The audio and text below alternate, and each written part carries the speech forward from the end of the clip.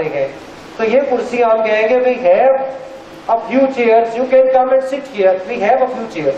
लेकिन अगर 200 बंदा आ जाता है तो ये 25-30 चेयर्स फिर क्या हो जाएंगी? फ्यू।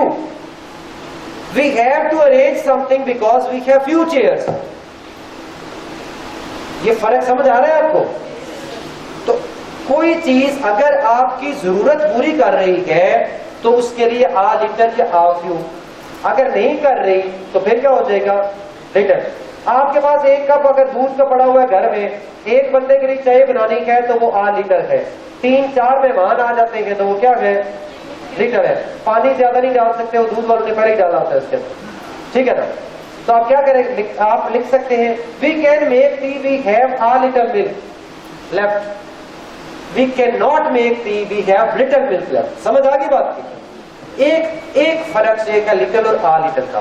दूसरा फर्क, जब भी कोई चीज नेगेटिव की तरफ जा रही हो तो हम लिटर और फ्यू लगाएंगे, पॉजिटिव कॉन्टेक्स्ट हो तो हम क्या लगाएंगे? आ लिटर लगाएंगे।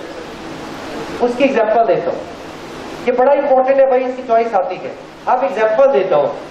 एग्जांपल कैसे है जी?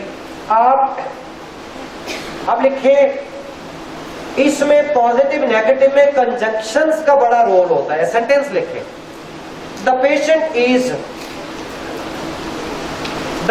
इज वेरी क्रिटिकल, पेशेंट बहुत क्रिटिकल है, and there is dash hope of his recovery. अगला सेंटेंस लिखें, खुद करिएगा।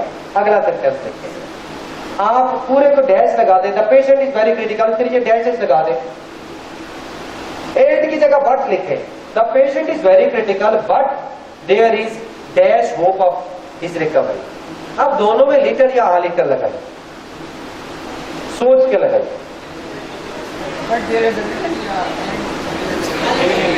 फर्स्ट वाले में लीटर लगेगा, सेकंड वाले में आ लीटर लगेगा। कैसे? देखिए, the patient is very critical, patient बहुत क्रिटिकल है, ये नेगेटिव बात है ना। आगे क्या आ गया? Conjunction and. पेशेंट बहुत क्रिटिकल है और उसके बचने की उम्मीद नहीं हम कहते हैं या उम्मीद है कहते हैं? नहीं है। जब और कहोगे एंड का वर्ड यूज करेंगे, इसका मतलब है इधर एंड के अगर एक तरफ नेगेटिव है तो दूसरी तरफ भी नेगेटिव होता है। एंड के दोनों तरफ एक जैसी चीजें होती हैं, तो उधर नेगेटिव इधर भी negative. The patient is very critical and there is little hope of his recovery. लेकिन अगर बट लगा देंगे तो बट के दोनों तरफ ऑपोजिट चीजें होती है, एक तरफ नेगेटिव एक तरफ पॉजिटिव। पेशेंट बहुत क्रिटिकल है लेकिन उसके बचने की कुछ उम्मीद है, तो जब कुछ उम्मीद है तो ये पॉजिटिव की तरफ जा रहा है तो हम आ लिखा है। ठीक हो गया? आखिरी पॉइंट समझाता हूं जो लोगों को नहीं पता होता,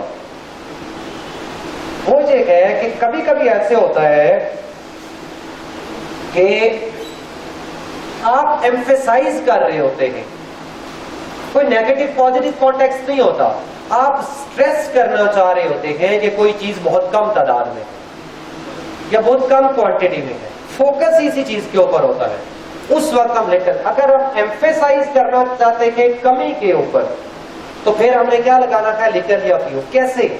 मैं कहता हूं कम बोलो, कम खाओ, कम सो, क्या लिखेंगे? लिखो, स्पीक लिटिल, ईट लिटिल, स्लीप लिटिल। अब लिटिल क्यों लगाया है? हम ये बात ही इसीलिए कर रहे हैं, हम ये जोर देना चाह रहे हैं इस बात के ऊपर कि कमी की तरफ कोई चीज कम है। ठीक है? ये बात समझ आई आपको? यहां पे ये वाला रूल इस्तेमाल होता है। ही इज, अब देखिए, he is a trustworthy person, वो एक ट्रस्टवर्दी बंदा है, काबिल एतबार बंदा है, इसलिए आपको कम शक होगा कि वो हमें धोखा देगा या थोड़ा सा शक है। क्या होगा? कम शक है ना, तो ट्रस्टवर्दी है तो डेफिनेटली दूसरी तरफ भी क्या होगा? ट्रस्टवर्दी पॉजिटिव है, एंड के दूसरी तरफ भी पॉजिटिव होगा। वो एक बहुत काबिल एतबार बंदा है, मुझे बहुत कम शक है कि वो धोखा देगा। ये नहीं है, वो एक काबिल एतबार है और मुझे शक है कि वो धोखा देगा, ऐसे तो नहीं हम कहते ना। तो क्या लगाएंगे यहाँ पे? Little doubt. अगर वो ट्रस्टवर्दी है तो फिर लिटिल डाउट होगा, अगर वो ट्रस्टवर्दी नहीं है तो आ लिटिल डाउट। ठीक है, आगे चले। Next, the paper was very tough dash question. ये बताएं भाई, यही आप फ्यू और फ्यू वाले, शाबाश, ये बताएं, शाबाश, सोच के बताएं।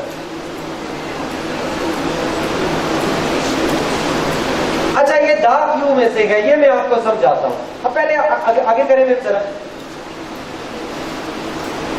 नहीं पीछे करें दोबारा इसको मैं। अच्छा, द फ्यू और द लिटिल का बाद में बताऊंगा, मैं 2-3 सेंटेंसेस लिखवाता हूं, आप उसको फिल करें।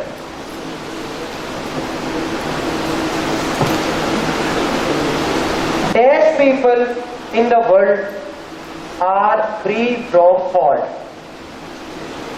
Dash people in the world are free from fault. अब उसमें फ्यू या आप क्यों लगाना है आपने, ठीक है। Fault. Dash people in the world are free from fault. यानी फ्री फ्रॉम फॉल्ट का मतलब होता है जो गुनाह से पाक होते हैं, गलती से पाक होते हैं। क्या लगेगा, फ्यू लगेगा या आप फ्यू लगेगा? आप फोकस किस बात पे करना चाह रहे हैं कि कम होते हैं, यही बात है ना, कि बहुत कम होते हैं वो लोग, जाहिर सी बात है बहुत कम ही होते हैं। तो जब फोकस ही कमी के ऊपर है तो फ्यू पीपल के, ठीक हो गया। अगला सेंटेंस देखते हैं। The paper was so difficult that I solve.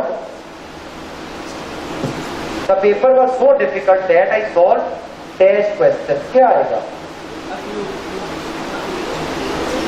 Paper इतना ज्यादा मुश्किल था कि मैंने कम क्वेश्चन सॉल्व किए, अच्छे खासे कर लिए। कम किए ना, फ्यू क्वेश्चंस हो गए, ठीक है। अगला सेंटेंस लिखें। I am not very sociable person. I am not very sociable person, so I have dash friends. मैं एक सोशेबल बंदा नहीं हूं, बहुत कंपनी वाला बंदा नहीं हूं, इसलिए मेरे फ्यू फ्रेंड्स। फर्क समझ आ गया? Okay. He is a poor person, he has dash money. Little या आ लिटिल? गरीब बंदे के पास अच्छे खासे पैसे होते हैं या नहीं होते? तो गुर्बत का आप इसी बात का एम्फेसाइज कर रहे हैं ना कि कम पैसे के, तो क्या होगा? लिटिल। अच्छा, ओके जी। अब इससे आगे चलते हैं। यू या दा लिटिल कहां लगाते हैं, ये बड़ा इंपॉर्टेंट है। जब भी एक नाउन के बाद, आप पीछे करें, मैं इससे पिछले वाला क्वेश्चन दिखाइए।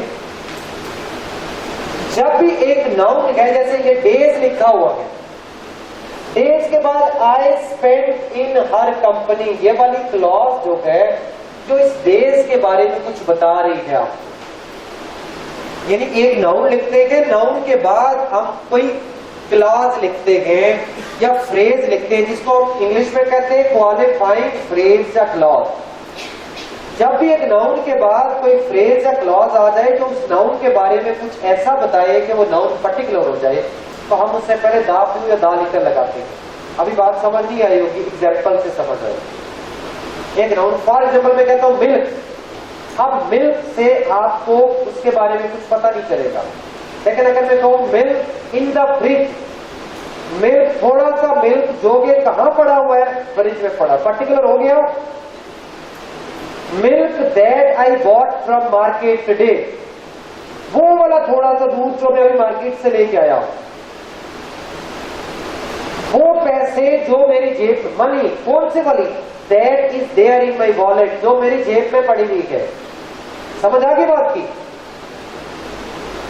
जब भी एक नाउन के बाद कोई फ्रेज या क्लॉज आ जाए तो वो नाउन पर्टिकुलर हो जाता है, और उससे पहले हम दा फ्यू या दा लिटिल लगाते हैं। यहां हम देखें इस सेंटेंस को, ये कुछ खास दिनों की बात हो रही है। कौन से खास दिन? द फ्यू डेज, वो जो मैंने उसकी कंपनी में गुजारे। The few days that I spent in her company. आगे करें में दाफ नहीं लगेगा। ओके, एक और सेंटेंस देखें। I can give you dash money that I have. I can give you dash money that I have. क्या बनेगा? लिटर आ लिटर दा लिटर, क्या आएगा? दा लिटर। मैं आपको वो पैसे कौन से वाली मनी दे सकता हूं जो कि मेरे पास है, पर्टिकुलर पैसों की बात हो रही। समझ आ गई बात की? Okay, that students who pass the exam, लिखे that students who pass the exam are all my friends. चंद एक बच्चे जिन्होंने एग्जाम पास किया वो सारे मेरे फ्रेंड्स हैं। आप मुझे बताइए, ये कुछ खास बच्चों की बात नहीं हो रही? कौन से चंद एक बच्चे जिन्होंने एग्जाम पास किया? तो आप उससे पहले क्या लगाएंगे? ठीक हो गया। अब मैं आप एक और सेंटेंस लिखें। Dash hope that she gave me, dash hope that she gave me will help me a lot. वो थोड़ी सी उम्मीद, कौन सी वाली? कुछ पर्टिकुलर उम्मीद की बात हो रही है जो उसने मुझे दी, वो मुझे बहुत हेल्प करेगी। तो क्या लगेगा? The little hope which she gave me, that. ठीक हो गया? ओके जी, आगे चलते हैं। कुछ समझ आया भाई? लिटर आ लिटर दा लिटर का। आगे चले। The leader reconciled to the loss of election. भाई कुछ सेल्फ फॉर्म, कुछ एडजेक्टिव ऐसे हैं जिनके बाद आपको सेल्फ फॉर्म लगानी होती है। सेल्फ फॉर्म कैसे लगाते हैं? कौन कौन से होते हैं? आगे चलिए। यहां लगेगा रिकंसाइल्ड हिमसेल्फ। क्यों लगेगा ये आपको आगे बताता हूं। आगे करेंगे, आप इससे आगे करिए। आप एक सेंटेंस लिखे भाई, इसको छोड़ पीछे कर। एक सेंटेंस लिखे। He enjoyed at the party. अगला सेंटेंस लिखे।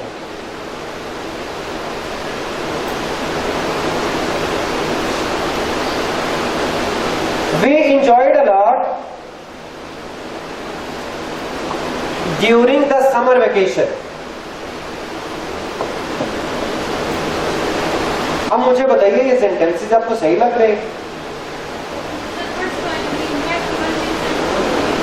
ये सेंटेंसेस आपको सही लग रहे हैं? क्या है? मुझे कुछ बताना चाह रहे। फर्स्ट में इंजॉयड के बाद हिमसेल्फ आएगा, वो कह रही है। अगला सेंटेंस लिखो। He enjoyed the party. He enjoyed the party. चौथा सेंटेंस लिखे। We enjoyed the summer vacation. We enjoyed the summer vacation. अब देखिए, ये तीसरा और चौथा दोनों सही हैं, पहले दोनों गलत है।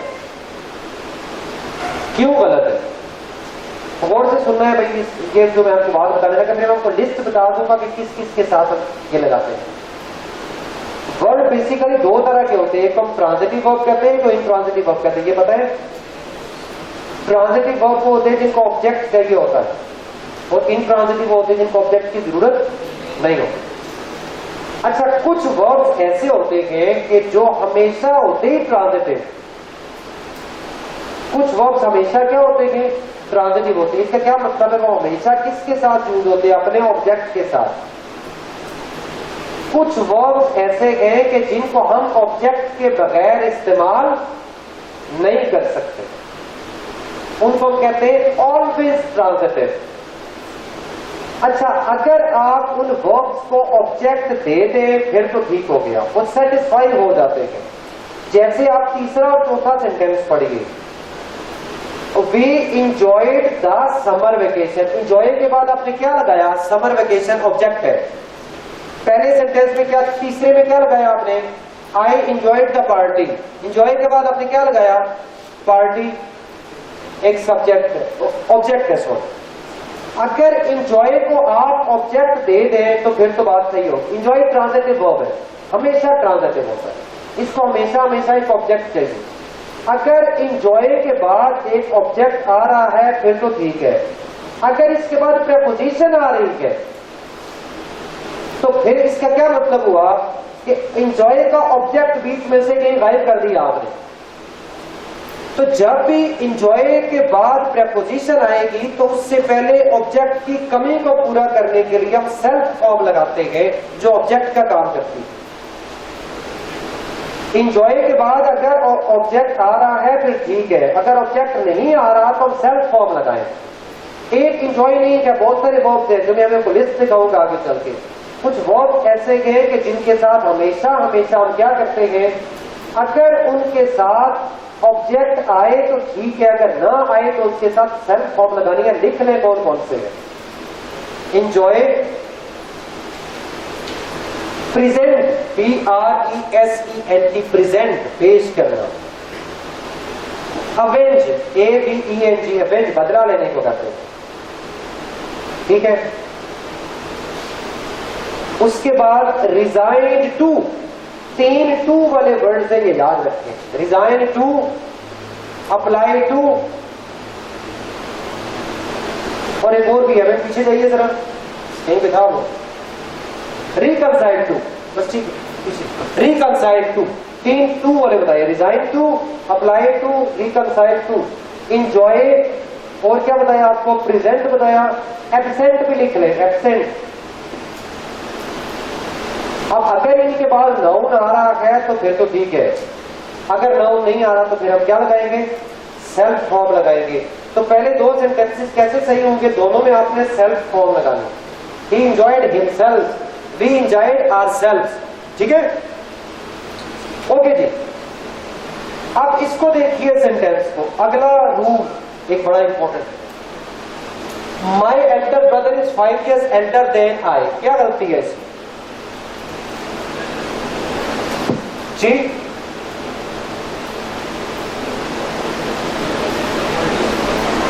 एनीबॉडी?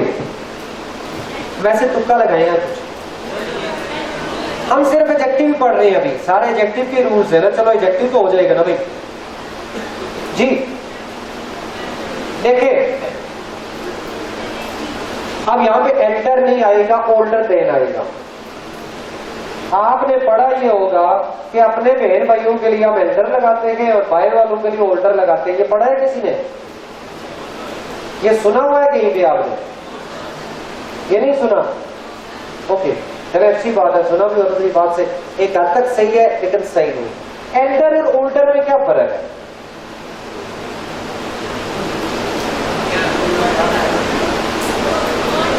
आप 2 सेंटेंस लिखें।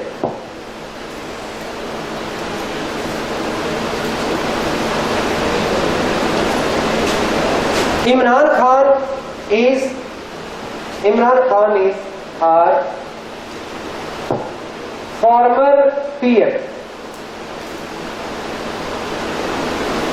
Imran Khan is our former PM, Prime Minister. अगला सेंटेंस लिखें, our PM is former। अगला सेंटेंस लिखें, our PM is former। नीचे लिखे, he is my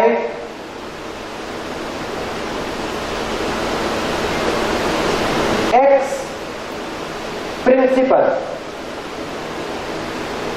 ex principal। अगला sentence, my principal is ex। कुछ गड़बड़ नजर आ रही है आपको? नहीं सही लग रहा ना? क्या गलती है इसमें? देखिए जो एडजेक्टिव है ना, एडजेक्टिव आगे लिखे, एक और 2 और सेंटेंस लिखे फिर आपको बताता हूं। He is an intelligent student, he is an intelligent student. इसके बराबर नीचे लिखे, दिस स्टूडेंट इज इंटेलिजेंट। आप जिन जिन वर्ड्स को मैं बोलता हूं इनको अंडरलाइन करते चल। स्टूडेंट और इंटेलिजेंट को दोनों सेंटेंसेस में अंडरलाइन करें। ऊपर एक्स और फॉर्मर को अंडरलाइन करें, प्रिंसिपल को अंडरलाइन करें, पीएम को अंडरलाइन करें। पीएम। अब देखिए एडजेक्टिव जो होता है ना, एडजेक्टिव, आप आखिरी वाले दोनों सेंटेंसेस पढ़िए, दोनों सही है। एक में हमने इंटेलिजेंट के बाद क्या लगाया, क्या लिखा है, स्टूडेंट। दूसरे में हमने स्टूडेंट को पीछे कर दिया, इंटेलिजेंट आगे अकेला लगा दिया। ठीक है। अब इंटेलिजेंट को अगर दोनों पोजीशन पे इस्तेमाल करें, नाउन से फौरन पहले इस्तेमाल करें तब भी ठीक है, अगर नाउन को पीछे लिखते हैं इंटेलिजेंट बाद में लिखते हैं तब भी ठीक है। 90% एडजेक्टिव ऐसे होते हैं जो नाउन से पहले भी इस्तेमाल हो सकते हैं और नाउन के बगैर भी इस्तेमाल हो सकते हैं। ठीक है। लेकिन अब अगर एक्स को आप देखें तो पहला सेंटेंस आपको ठीक लगेगा, he is our ex principal. दूसरे वाला गलत लग रहा है ना, क्यों? इसलिए पहले सेंटेंस में एक्स के बाद आपने एक नाउन लगाया है, दूसरे में हमने नाउन नहीं लगाया। इसका मतलब ये है एक्स एक ऐसा एडजेक्टिव है कि जिसके बाद हमेशा हमेशा हमें नाउन लगाना पड़ेगा। अगर नहीं लगाएंगे तो वो क्या हो जाएगा, गलत हो जाएगा। फॉर्मर एक ऐसा एडजेक्टिव है, FORMER, फॉर्मर, कि इसके बाद हमेशा हमेशा हमें एक नाउन लगाना पड़ेगा, नहीं लगाएंगे तो गलत हो जाएगा। मैं आपको लिस्ट दिखाने लगा हूं, इनके बाद आपने हमेशा हमेशा क्या लगाना है, नाउन। एल्डर भी उन्हीं में से एक एडजेक्टिव है। एल्डर ब्रदर हो सकता है, एल्डर जब भी लगाएंगे इसके बाद एक आपको नाउन लगाना पड़ेगा, इसलिए हम एल्डर के फौरन बाद देर कभी भी नहीं लगा सकते। कौन सी लिस्ट आगे चले, मैं दिखाइए, आगे आगे होगी, आगे चले और आगे करें। ये वाले हैं भाई, ये देख लें जरा, यहां कौन कौन से लिखे हुए हैं। ओके, मैं बोल देता हूं। पर्टिकुलर है, एग्जैक्ट है, वेरी है, प्रिंसिपल है, चीफ है, फ्यूचर, फॉर्मर, प्रेजेंट, ये टोटल, मेयर, ये कुछ मैं आपको शेयर कर दूंगा लिस्ट। ये सारे एडजेक्टिव है कि इनके फौरन बाद हमेशा आपको एक नाउन लगाना पड़ेगा, ना लगाया तो गलत हो जाएगा। एक लिस्ट इसके ऑपोजिट होती है। अब पीछे करें सेंटेंस, यानी कुछ ऐसे होते हैं कि जो कभी भी एक नाउन से पहले लाके नहीं, जिनके बाद नाउन नहीं लगा सकते हम। पीछे करें सेंटेंस दिखाएं और पीछे करें, ये वाला सेंटेंस पढ़े। आपको गलती नजर आ रही है इसमें? The ill patient was taken to the hospital. Ill patient गलत है, क्यों? इल एक ऐसा एडजेक्टिव है बीमारी के लिए, जब भी आप इल लगाएंगे उसके बाद नाउन नहीं आ सकता। इल स्टूडेंट, इल पेशेंट नहीं हो सकता। The patient who was ill, ये हो सकता। आगे चलिए, कौन कौन से ऐसे वर्ड हैं जो कि आप आगे करेंगे और आगे करें, नेक्स्ट करें, नेक्स्ट में। अब देखिए, जैसे ये लिखा हुआ है, Swat is a worth visiting place. अब ये सही है? नहीं। वर्थ विजिटिंग एक ऐसा एडजेक्टिव है जो नाउन से पहले नहीं लगता। वर्थ वाले जितने एडजेक्टिव है, worth visiting, worth watching, worth seeing, noun को हम इनसे पहले लगाते हैं। सेंटेंस क्या बनेगा यहां पे? Swat is a place worth visiting.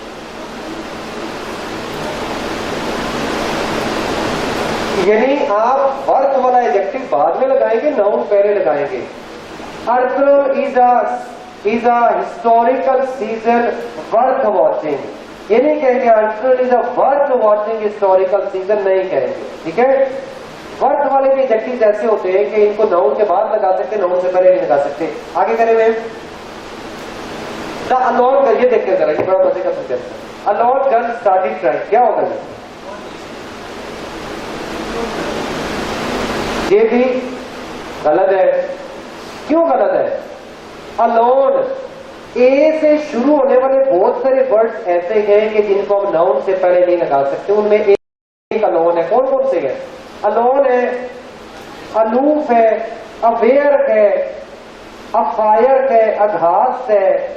कुछ ऐसे वर्ड्स हैं जो ए से शुरू होते हैं। हमेशा हमेशा हम इनको नाउन के बगैर यूज करते हैं, इनको हम नाउन के साथ यूज नहीं कर सकते। ठीक है, द अफ्रेड चाइल्ड गलत हो जाएगा। अफ्रेड के बाद कभी भी नाउन नहीं आता, अलोन के बाद कभी भी नाउन नहीं आता। आगे करें। ओके जी, ये देखिए जरा। अच्छा पीछे एक और पीछे लिस्ट दिखाएं जरा, टेबल इससे पीछे वाला और पीछे कर, ये वो वाला टेबल, ये वाला एडजेक्टिव सारे वो है जो कि कभी भी नाउन के साथ इस्तेमाल नहीं हो सकते। यहां सबसे पढ़े जा रहे हैं, वहां से नहीं पढ़े जा रहे। ओके, मैं लिस्ट करें इसका आपको शेयर कर दूं। इनके अंदर एक बोल्ड है, फिनिश है, एनॉयड है, सॉरी है, इल है, अलाइव है, अलोन है, असलीफ है, बहुत सारी है। ये मैं आपको शेयर करूंगा, देख लीजिएगा। इन सब वर्ड्स को कभी भी नाउन से पहले इस्तेमाल नहीं करना आपने। आगे करें। ये देखें जरा, इससे पिछले वाला। ही rights slower then all other students of the class. ये 5 जो एडजेक्टिव के एमसीक्यू रहते हैं, खत्म होते हैं, फिर हम ब्रेक लेते हैं जी। एडजेक्टिव में एक मिस्टेक ये होती है एडजेक्टिव के अंदर, हमने अभी जो जितना सारा पढ़ रहे थे वो एडजेक्टिव की पोजीशन की मिस्टेक थी। किसको नाउन से पहले लगाना है, किसको नाउन के बाद लगाना। ठीक है, उससे पहले हमने डिग्रीज का पढ़ा। अब ये क्या है, एक एडजेक्टिव में गलती ये होती है, जहां एडजेक्टिव लगाना होता है वहां वो एडवर्ब लगा देते हैं, जहां एडवर्ब लगाना होता है वो एडजेक्टिव लगा देते हैं। आपको एडजेक्टिव और एडवर्ब का फर्क पता होना चाहिए। एडवर्ब हम लगाते हैं वर्ब के बाद, एडजेक्टिव हम लगाते हैं किसके बाद, नाउन के साथ एडजेक्टिव लगता है, वर्ब के साथ एडवर्ब लगता है। He writes slower than all other students of the class। ये सेंटेंस आपको सही लग रहा है? स्लोअर एक एडजेक्टिव है, राइट एक वर्ब है, वर्ब के बाद हम एडवर्ब लगाते हैं, एडजेक्टिव नहीं लगाते। हम क्या लिखेंगे, He writes more slowly than all other students of the class। He writes more slowly। Okay, आप एक सेंटेंस लिखें, He played good।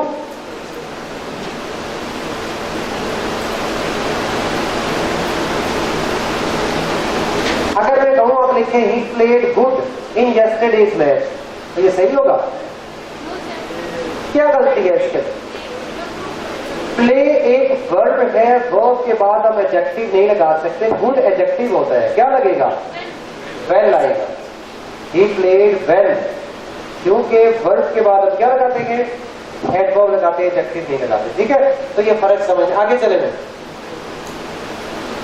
This is the most important topic that you must prepare very well जी।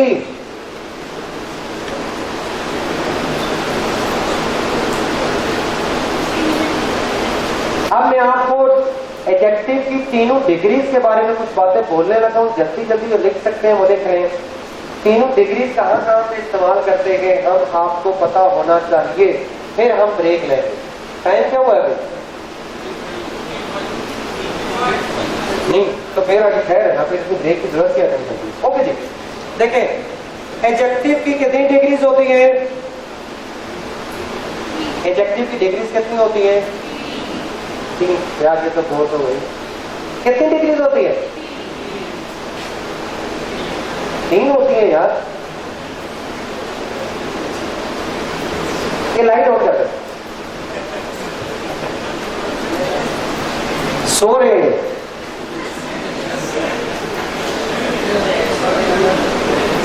बेटा जब result आएगा ना MD cat का, आंखें खुल जाएंगी आपकी। हाँ जी, एडजेक्टिव की कितनी डिग्रीज होती है, कौन कौन से, पॉजिटिव, कंपैरेटिव और सुपरलेटिव। आप हमें कहां कहां कौन कौन सी डिग्री लगानी है ये हमें पता। जैसे मैंने प्रोनाउन का बताया ना, ऑब्जेक्टिव सब्जेक्टिव केस क्या लगाते हैं, मैं ये भी आपको लिखवा देता हूं। सबसे पहले लिखे नो कंपैरिजन पॉजिटिव डिग्री। जब कोई कंपैरिजन ना, मुझे पता होता मैं व्हाइट बोर्ड मंगवा लेता यार, मैं आपको यहां पर समझा देता था, मतलब 4-6 घंटे में मैं आपको टॉपिक 2-3 वो समझा सकता जी। अभी मंगवा लें, रिजवान ला सकते हो जाके? नहीं, अगर हम अभी जब ब्रेक करेंगे तो ला सकते, घंटे में चले तो 2-4 चीजें। क्या चीज? वो ड्राइवर को ले जाओ मेरे को, या ये IAS वाले ड्राइवर सवाबी से उनको साथ लेके जाओ, व्हाइट बोर्ड को लेके मार्कर और लेके जाओ, ठीक है? ओके, मैं भी लिखवाता हूँ, ये तो लिख लेना जो बता रहा हूँ। नहीं अभी तो यार बोल रहा हूँ, लिख लो ना भाई, मुझे मसला हो रहा है। देखो आप लोगों को मुश्किल इसलिए हो रहा है कि मैं अगर लिख रहा होता तो आपको बड़े आराम से समझ आ जाता था, लेकिन अभी चले लिखे, टाइम हम वेस्ट नहीं कर सकते ना, मैं रोज आ नहीं सकता। पहली बात, जब कोई कंपैरिजन ना हो तो हम क्या लगाते हैं? पॉजिटिव सेंटेंस से। गलती कैसे आती? अब लिखे he is a better student.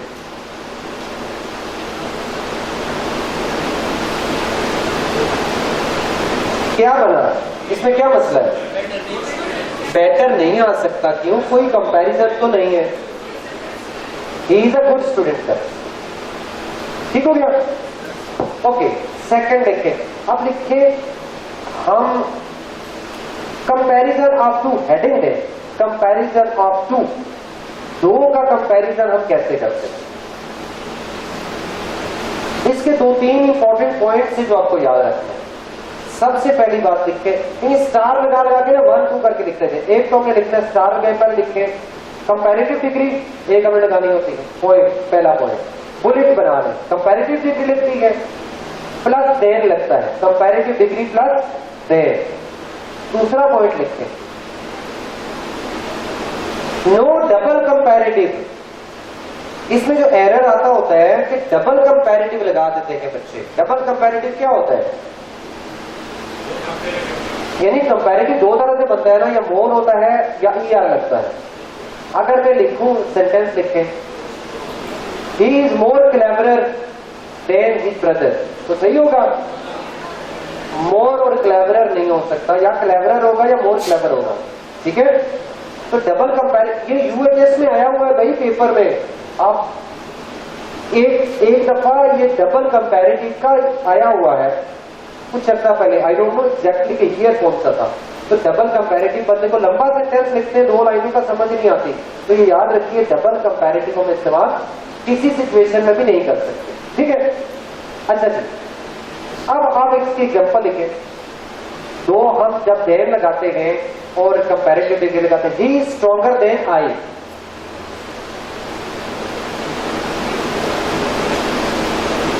अच्छा, आप नीचे आए थे, कंपैरिजन ऑफ मोर देन 2, तीसरा, उसके लिए हम क्या लगाते हैं?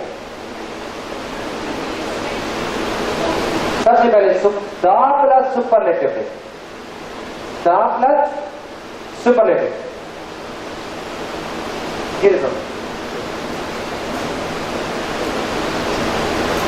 नहीं इस टाइम को लेकर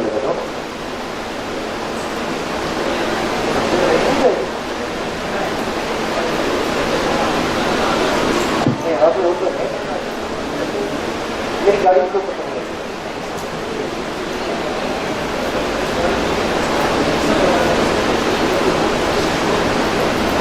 कौन बाबा कौन? वो ड्राइवर की तरह करते हैं, वो इधर ही नहीं होंगे, देखो फाइन हो गए। गाड़ी को हाथ लगाओगे खुद के जाहिर हो जाएगा। हाँ ओके, अच्छा, 2 से ज्यादा का कंपैरिजन हो तो क्या करते हैं जी? दा प्लस सुपरलेटिव डिग्री, ठीक है? अच्छा, पॉइंट लिख लें, no double superlative degree, he is the most cleverest boy of the class, गलत हो जाएगा, यूं नहीं लिखना था, या मोस्ट लगता है या EST लगता है, डबल सुपरलेटिव आपने नहीं लगानी। आगे इससे आगे चलते हैं थोड़ा सा, ऑफ द टू और ऑफ ऑल, आगे हेडिंग है, ऑफ द टू और ऑफ ऑल। अब जो भी है अच्छा, अगर मैं कहता हूं कि ये बच्चा उससे ज्यादा सही है, ये स्टूडेंट, मैं कहता हूं ही is more intelligent than him, ऐसे ही होगा ना? लेकिन अगर मैं कहूं इन दोनों में से ये ज्यादा इंटेलिजेंट है, तो फिर कैसे ट्रांसलेट करें? इन दो ड्रेसेस में से ये वाला ज्यादा खूबसूरत है, तो आप कैसे बोलेंगे? मुझे बताओ। अगर मैं कहता हूं, अगर मैं कहूं, देखिए दो तरीके होते हैं कंपैरिजन के। एक मैं कहता हूं कि फिजिक्स केमिस्ट्री से ज्यादा मुश्किल है, physics is more difficult than chemistry. अच्छा okay, chemistry is more difficult than. अच्छा, इसका मतलब है आपने फिजिक्स में पढ़ी नहीं है, इसलिए आपको बता दें, पेपर सॉल्व नहीं किया। Physics is more difficult than chemistry, तो कोई शक नहीं। ओके, इजी है।